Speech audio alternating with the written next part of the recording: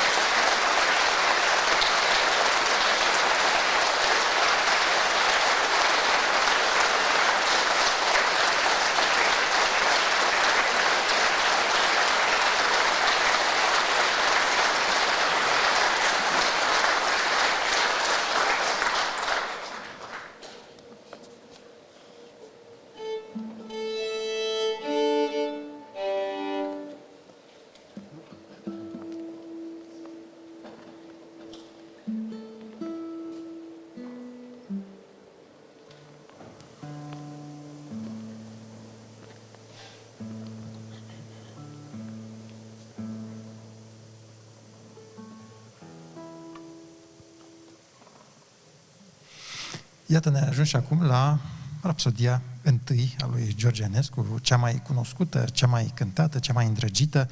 La fel ca la Gershwin, sunt convins că poate chiar dacă n-ați ascultat-o în concert, o știți.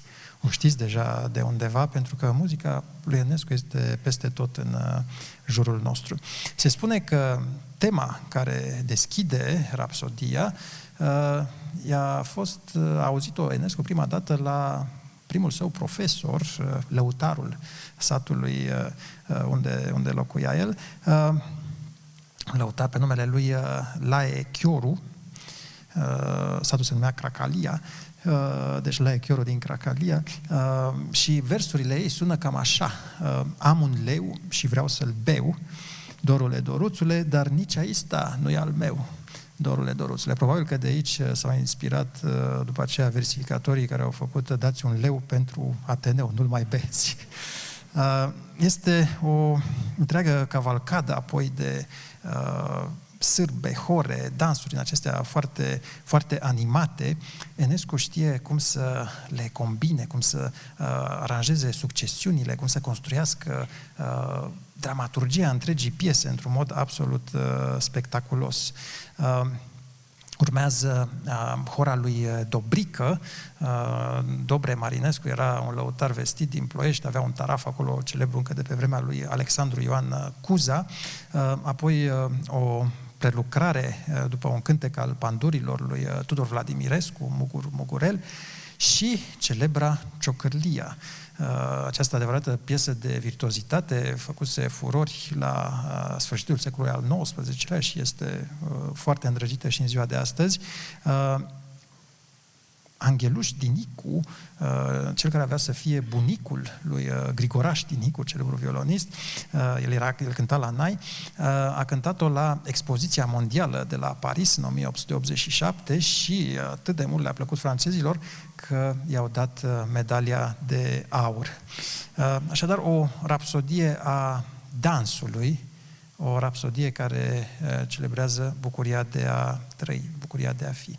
Mulțumim foarte mult că sunteți alături de noi la această bucurie a muzicii împărtășită. Mulțumesc!